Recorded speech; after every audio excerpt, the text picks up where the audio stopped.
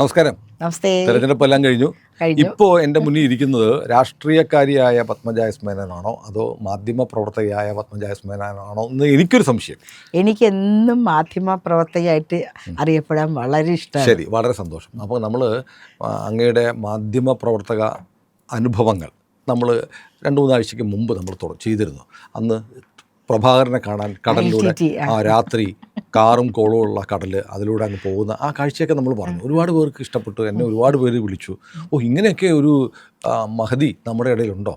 അത് നമ്മൾ അറിഞ്ഞില്ലല്ലോ. ഇപ്പോൾ കേരളത്തിൽ സത്യത്തിൽ പത്മജ എസ് മേനോനെ പോലെയുള്ള ആളുകളൊക്കെ കേരള രാഷ്ട്രീയത്തിൽ തന്നെ നിറഞ്ഞു നിൽക്കേണ്ട ആളുകളാണ് എന്നൊക്കെ പറഞ്ഞ് ഒരുപാട് പേര് വിളിച്ചു. കാരണം ഇങ്ങനത്തെ അനുഭവ സമ്പത്തുള്ള ആളുകൾ, ഇത്ര ബ്രേവായിട്ടുള്ള ആളുകളൊക്കെ നമ്മുടെ നാട്ടിൽ. പേടിയൊരു വികാരം എനിക്കില്ല കേട്ടോ.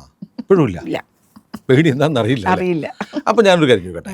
എന്നോട് നമ്മൾ സ്വകാര്യമായി സംസാരിച്ച് പറഞ്ഞു, കുറേ കഥകൾ എന്നോട് പറഞ്ഞിട്ടുണ്ടല്ലോ. ഈ പ്രഭാകരനെ കാണാൻ ഇങ്ങനെ തമിഴ് പുലികൾ, ഘടാഘടിയന്മാരായ പുലികളുടെ കൂടെ തോക്കൊക്കെ ഇരിക്കുമ്പോൾ ഒരു മത്സ്യബന്ധന ബോട്ടിൽ ഇങ്ങനെ കൊടുങ്കാറ്റും മഴയുമുള്ള രാത്രിയിൽ കടലിലൂടെ ശ്രീലങ്കയ്ക്ക് പോയി.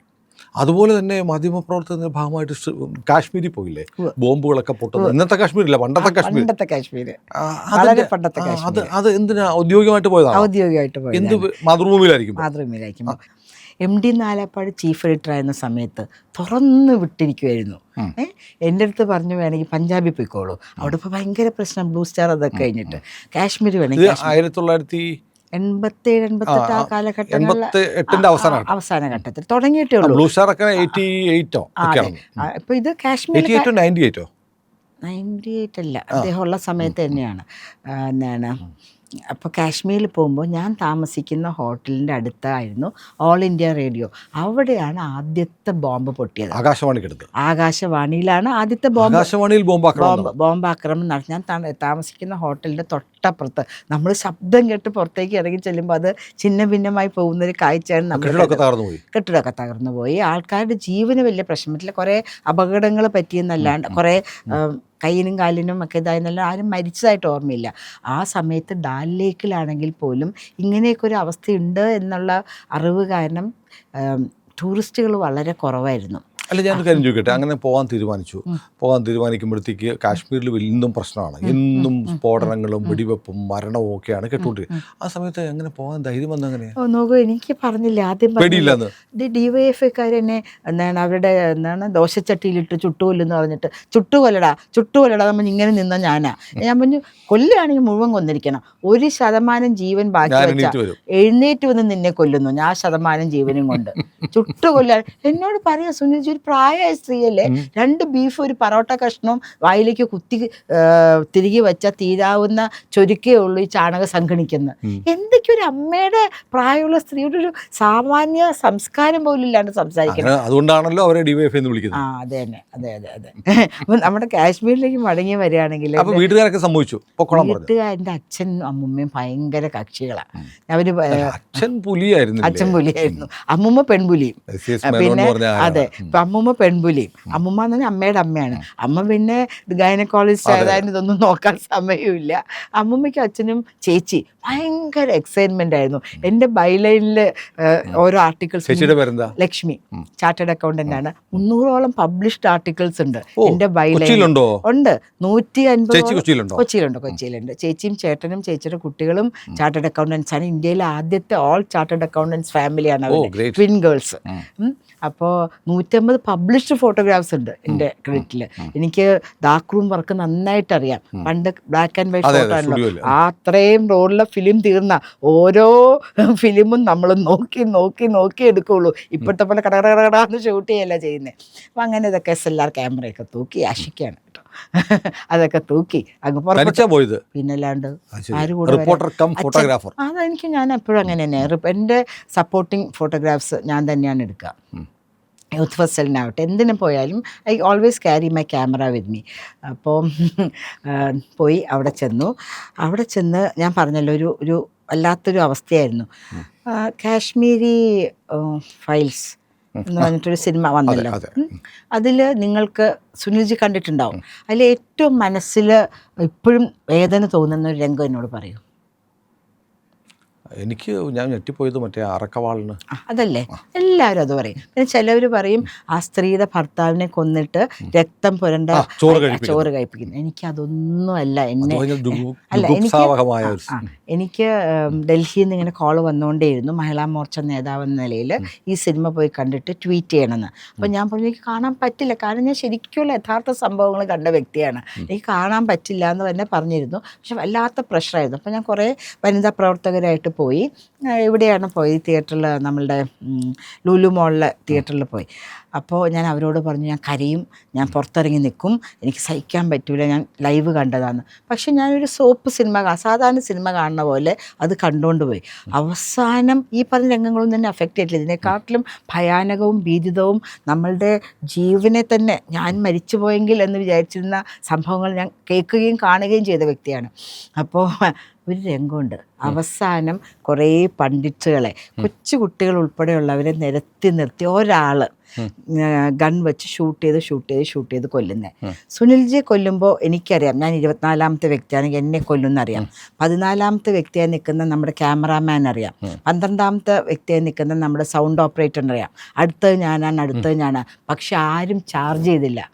അത് തന്നെയാണ് നമ്മളുടെ ഹിന്ദു സംസ്കാരത്തിന് ഏറ്റവും വലിയ അപജയം.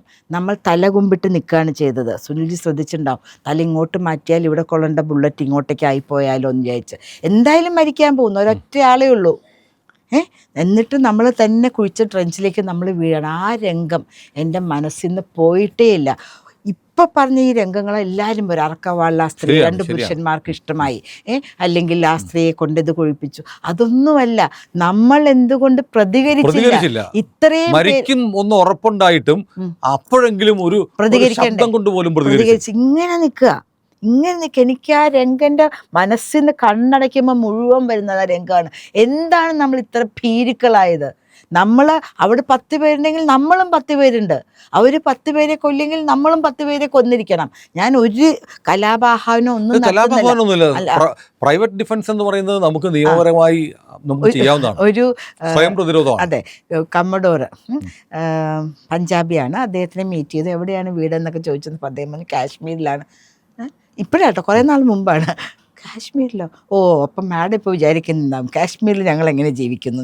ഞങ്ങൾ തലമുറകളായിട്ട് ജീവിക്കുന്ന ആൾക്കാർ. അവർ വന്ന് പറയും, സുനിൽ ഇന്ന് 4 മണിക്ക് ഞങ്ങൾ താങ്കളുടെ വീട്ടിൽ വരും, എടുക്കാവുന്ന അത്രയും സാധനങ്ങൾ എടുത്തുകൊണ്ട് പോയിക്കോളൂ, വാതിലൊന്നും ലോക്ക് ചെയ്യേണ്ട, തല്ലി പൊട്ടിക്കാൻ പറ്റില്ല. ആദ്യമൊക്കെ കുറച്ച് നമ്മൾ റെസിസ്റ്റ് ചെയ്യും, അപ്പോൾ തന്നെ നമ്മളെ ഷൂട്ട് ചെയ്ത്, പണ്ട് ഈ നാസി ക്യാമ്പിലൊക്കെ അലമാരയുടെ പുറകിലൊക്കെ ഒളിച്ചിരിക്കുന്ന ആൾക്കാരെയൊക്കെ അതിൻ്റെ ഇടയിൽ കൂടെ വെടിവെച്ചൊക്കെ കൊന്നില്ലേ. ഇപ്പോൾ ഞാൻ സെൻട്രൽ യൂറോപ്പ് കഴിഞ്ഞ് വന്നപ്പോൾ അതിൻ്റെയൊക്കെ ഒരു വല്ലാത്ത മാനസികാവസ്ഥയിലാണ് ഞാൻ ഇപ്പോഴും ഉള്ളത്, മാറിയിട്ടില്ല എന്നാണ്.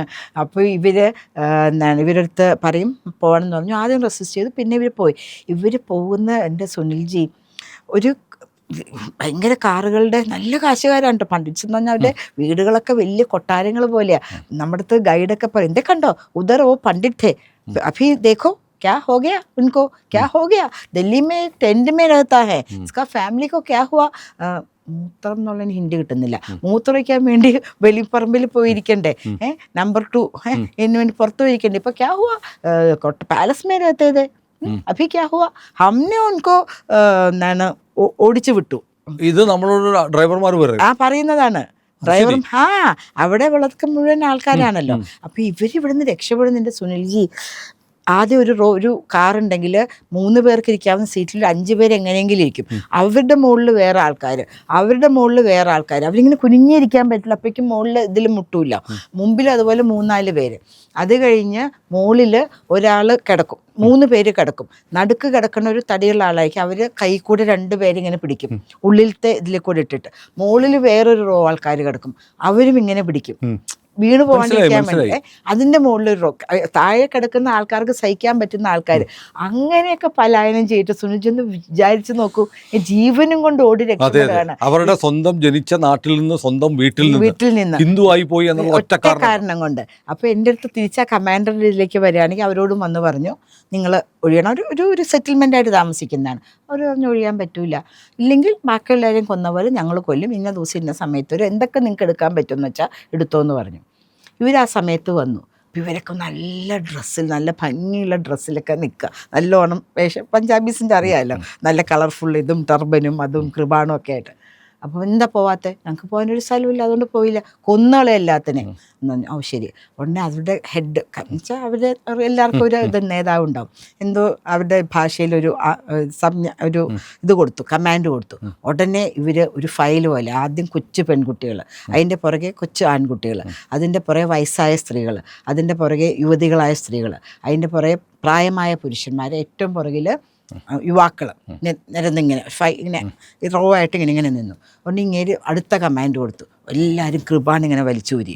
അപ്പം ഇദ്ദേഹം പറഞ്ഞു, ഞാൻ എൻ്റെ അടുത്ത കമാൻഡിൽ ഇവർ ചാർജ് ചെയ്യും, നിങ്ങളെ ഒരാളെ കൊന്ന് അത് തിരിച്ച് വലിച്ചൂരി തിരിച്ചു കൊല്ലാനാണ് ഞങ്ങൾ തീരുമാനിക്കുന്നത്. നിങ്ങളുടെ കൈകൊണ്ട് ഞങ്ങൾ മരിക്കില്ല. ഞങ്ങളുടെ യുവതികളെയും സ്ത്രീകളെയും നിങ്ങൾ ബലാത്സംഗം ചെയ്യാൻ ഞങ്ങൾ വിടില്ല. അതിനാണ് പുറകിൽ ചെറുപ്പക്കാർ നിൽക്കുന്നത്, ഏറ്റവും പുറകിൽ ചെറുപ്പക്കാരാണ് നിൽക്കുന്നത്, അല്ലാണ്ട് മുമ്പിലല്ല. കാരണം അവർ മരിച്ചു പോയി കഴിഞ്ഞാൽ ഇവര് അനാഥരാവില്ല, ഇവര് കൊല്ലും. വേണമെങ്കിൽ ഈ യുവാക്കള് അവര് തന്നെ സഹോദരിമാരെയും അപ്പൂപ്പന്മാരെയും കൊല്ലും, പക്ഷെ നിങ്ങളുടെ കൈ കൊണ്ട് ഞങ്ങൾ മരിക്കാൻ വിടില്ല ഞങ്ങളുടെ ഇതിനെ. ഇവര് കുറെ നേരം ആർഗ്യൂ, ഇവർക്ക് മനസ്സിലായി, തിരിച്ചു പോയി. ഇത്രയേ ഉള്ളൂ കാര്യം. നമ്മൾ എന്ന് തിരിച്ച് പ്രത്യാക്രമണത്തിന് സജ്ജരാണെന്ന് ഇവർക്ക് മനസ്സിലാകുന്നു, ആ നിമിഷത്തിൽ തീരുന്നതേ ഉള്ളൂ നമ്മൾ. പക്ഷെ ഞാൻ ആദ്യം പറഞ്ഞ കാശ്മീരി ഫയൽസ് വരെ തല കുമ്പിട്ട് നിൽക്കുക, ഇവിടെ തന്നെ കൊള്ളിക്കൂട്ടോ, തെറ്റാൻ പാടില്ല. അതാണ് മുമ്പൊരിക്കൽ ഞാനവിടെ ചിലടത്ത് സംസാരിക്കും പറയാറുണ്ട്, ഹിന്ദുവിൻ്റെ ഏറ്റവും വലിയ ശാപം ഹിന്ദു അവൻ്റെ വാള് പണയം വെച്ചതാണ്. കറക്റ്റ്. നമ്മുടെ എല്ലാ ദൈവങ്ങൾക്കും ഇതുണ്ട്, ആയുധങ്ങളുണ്ട്. ഇവരുടെ ആരുടെയും ദൈവങ്ങളുടെ കയ്യിൽ ആയുധങ്ങളില്ല, എന്നിട്ടും ആയുധം താഴെ വെച്ച് നമ്മൾ കുമ്പിട്ട് മുട്ടുകുത്തി നിൽക്കുകയാണ്, തല കുനിച്ച് മുട്ടിമ്മൽ നിന്നിങ്ങനെ നമ്മൾ ഇതാക്കുകയാണ് അല്ലേ. എന്നിട്ട് കാശ്മീരിലെ കാര്യത്തിലേക്ക് തിരിച്ചു വരികയാണെങ്കിൽ, എൻ്റെ സുനിൽജി അച്ഛനെയും അമ്മയെയും മുമ്പിൽ നിർത്തി കണ്ണ് തുറന്ന് നിന്നിട്ടാണ് പെൺകുട്ടികളെ ബലാത്സംഗം ചെയ്യണേ. ഞാൻ പീഡിപ്പിക്കാവുന്ന വാക്കിൽ വിശ്വസിക്കാത്ത ആളാണ്. ബലാത്സംഗം ചെയ്യണേ. ആ കുഞ്ഞിങ്ങനെ ഉറക്ക കരയുമ്പോൾ അച്ഛനമ്മയും ചെവി പൊത്താണെങ്കിൽ അവരുടെ കൈ വെട്ടിക്കളയാണ്, ചെവി പൊത്താണ്ടിരിക്കാൻ, അവളുടെ ഇത് കാണാൻ വേണ്ടിയിട്ട്. കണ്ണടയ്ക്കാൻ പാടില്ല, അവർ കണ്ണു തുറന്ന് കണ്ടുകൊണ്ടിരിക്കണം. ഒരാൾ കഴിയുമ്പോൾ അടുത്ത ആൾ വന്നു, എല്ലാം കഴിഞ്ഞിട്ട് പിന്നെ അമ്മയെ ഉപദ്രവിക്കണം, അച്ഛൻ്റെ മുമ്പിൽ വെച്ച് ഉപദ്രവിച്ച് കഴിഞ്ഞ് പിന്നെ അവർ പ്രൈവറ്റ് പാർട്സിലൊക്കെ ചെയ്യാവുന്നതൊക്കെ കത്തിയും വെള്ളമൊക്കെ ഇട്ട് ചെയ്ത് കഴിഞ്ഞ് അച്ഛൻ്റെ കണ്ണുകൾ കുത്തി കളയാണ്. അച്ഛൻ്റെ കണ്ണ് ഇനി നീ ഒന്നും കാണാനില്ലല്ലോ എന്നും പറഞ്ഞ്. ഇത്രയും അധികം നമുക്ക് എന്താ പറയുന്നത്, ഭീതിതല്ല. നമ്മൾ ഇത്രയ്ക്ക് ക്രൂരമാവാൻ പറ്റുമോ? മനുഷ്യരല്ലേ. സുനിൽജി ഒരു കാര്യം ഞാൻ എപ്പോഴും പറയുന്നതാണ്, എനിക്ക് മുസ്ലിം രക്തം വേണം, ക്രിസ്ത്യൻ രക്തം വേണം, ഹിന്ദു രക്തം വേണം എന്ന് പറഞ്ഞ് ആരും എഴുതുന്നില്ല. രോഗികൾ A+ വേണം, B+ വേണം എന്നൊക്കെ എഴുതുന്നേ. പക്ഷെ എന്തുകൊണ്ട് നമ്മൾ ഇത്ര ക്രൂരന്മാരാകുന്നു? നമുക്ക് എല്ലാവർക്കും ഇവിടെ ഒരുമിച്ച് ജീവിച്ചൂടെ? എനിക്ക് ആലോചിക്കാൻ പറ്റാത്തത്രയും പറഞ്ഞാൽ ഞാൻ വളരെ എൻ്റെ വോയിസ് ഇങ്ങനെ ഇമോഷണലാവുന്നു. ഞാൻ കാണുകയും ഞാൻ കേൾക്കുകയും അനുഭവസ്ഥരിൽ നിന്ന് അറിയുകയും ചെയ്ത കാര്യങ്ങൾ എന്ന് പറയുകയാണെങ്കിൽ, ഒരു ജനതയ്ക്കും ഹിറ്റ്ലർ എങ്ങനെ ജൂസിനെ ഒടുക്കിയോ, അവരെ എങ്ങനെ അവരുടെ ഉന്മൂലനാശം വരുത്തിയോ, എത്രമാത്രം ക്രൂരമായിട്ട്, ക്രൂരം എന്ന് പറഞ്ഞാൽ വെറുതെ കൊല്ലുകയല്ല. ഇപ്പം ഞാൻ നേരത്തെ പറഞ്ഞ Kashmir just shooting and killing അത്രയേ ഉള്ളൂ. പക്ഷേ ഇത് അവരെ വേദനിപ്പിച്ച് കൊന്ന കഥകൾ കേൾക്കേണ്ടി വന്ന ഒരു കഥകളല്ല, സംഭവം. നമ്മുടെ നാട്ടിൽ നമ്മുടെ ഒരു പുസ്തകത്തിൽ ഇത് പറയത്തില്ല, നമ്മുടെ നാട്ടിൽ ഒരു രാഷ്ട്രീയ പാർട്ടി ഇത് പറയത്തില്ല. അല്ല, വോട്ട് രാഷ്ട്രീയം. പക്ഷെ അവർക്കും മനസ്സിലായി തുടങ്ങി. ഞാൻ നേരത്തെ പറഞ്ഞ പോലെ അവരും പറയുന്നു, നിങ്ങളുടെ രാമനും ഒരു രാജ്യം വേണ്ടേ, ഞങ്ങൾക്കിവിടെ മാത്രമേ സ്വസ്ഥതയുള്ളൂ, ഞങ്ങൾക്കിവിടെ ഇന്ത്യ രാജ്യത്ത് മാത്രമേ സ്വസ്ഥതയുള്ളൂ, നല്ല മുസ്ലിങ്ങൾക്ക്. വേറെ മുസ്ലിം അല്ല എന്ന് വെച്ചാൽ അവർ വിശ്വസിക്കുന്ന മതത്തിൽ ജീവിച്ച് നന്നായിട്ട് ജീവിക്കണമെന്ന്, നന്നായിട്ട് സാഹോദര്യത്തോടെ പോകണമെന്ന് ആഗ്രഹിക്കുന്ന മുസ്ലിംസിന് ഇന്ത്യ മാത്രമേ ഉള്ളൂ ഒരു രാജ്യം. അവർക്കും പേടിയാണ് ഇവിടെ മറ്റേ ആളുകൾ വരുന്നത്. അപ്പോൾ അവർ കണ്ണു മറയ്ക്കണം, അവർ കാർ ഓടിക്കാൻ പാടില്ല, പഠിക്കാൻ പാടില്ല, അടിമകളാവും സ്ത്രീകൾ. എന്താണിത്? മുടി പുറത്ത് കണ്ട എന്ത് വികാരമാണ് ഉണ്ടാവുന്നത് ഇവർക്കൊക്കെ? അല്ല, അവർക്കൊക്കെ മുടി പുറത്ത് കണ്ടാൽ മതി വികാരം ഉണ്ടാവാൻ. ഈശ്വരോ രക്ഷതു.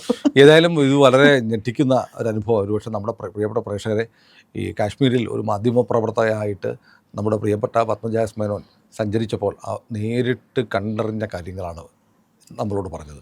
നമ്മളതൊന്നും കേട്ടിട്ടുണ്ടാവത്തില്ല. നമ്മുടെ നാട്ടിലെ ചരിത്രത്തിലൊന്നും കാശ്മീരിലെ ഹിന്ദുക്കളോട്, പണ്ഡിറ്റുകളോട് ചെയ്ത ഈ വലിയ ക്രൂരത ഒരിടത്തും രേഖപ്പെടുത്തിയിട്ടില്ല. ഇപ്പോൾ കേന്ദ്രത്തിൽ BJPയിലെ ഒരു സർക്കാർ വന്നതിന് ശേഷമാണ് എത്രയോ കാലമായി അനാഥമായി തെരുവിൽ കഴിയേണ്ടി വന്ന കാശ്മീരിലെ പണ്ഡിറ്റുകൾ അവരുടെ വീടുകളിലേക്ക് പതുക്കെ മടങ്ങിക്കൊണ്ടിരിക്കുകയാണ്. അപ്പോൾ അനുഭവങ്ങൾ ഇങ്ങനെ ഒരുപാടുണ്ട്. പത്മജ എസ് മേനോൻ നമ്മുടെ കൂടെ ഉണ്ട്. ഇനി ഇന്ത്യ ലൈവിനോടൊപ്പമുള്ള യാത്രയിൽ തുടർച്ചയായി നമ്മുടെ പ്രിയപ്പെട്ട പത്മജ മാഡം ഉണ്ടാവും. അവർ പറയുന്ന കഥകൾ ഒരിടത്തും രേഖപ്പെടുത്താത്ത മാധ്യമപ്രവർത്തന ജീവിതത്തിലെ ഒരു സുവർണ അധ്യായങ്ങളാണ്. അത് നമ്മൾ നിരന്തരം നമ്മൾ പറഞ്ഞുകൊണ്ടിരിക്കും. ഞങ്ങളോടൊപ്പം സഞ്ചരിക്കുക. ഒരു കാര്യം മറക്കാതിരിക്കുക, ഇന്ത്യ ലൈവാണ് ഇത്തരം കാര്യങ്ങൾ നിങ്ങളിലേക്ക് എത്തിക്കുന്നത്.